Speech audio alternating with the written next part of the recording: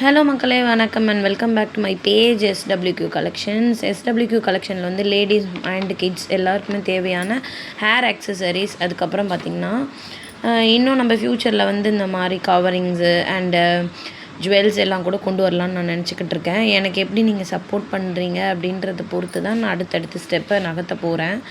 இந்த க்ரன்ச்சஸ் பார்த்திங்கன்னா நல்லா எலாபரேட்டாக இருக்கும், சூப்பராக இருக்கும். இங்கே பாருங்களேன், இதோட கிளாத்தே இல்லை, நான் ஒன்று யூஸ் பண்ணேன், வேறு லெவலில் இருந்தது.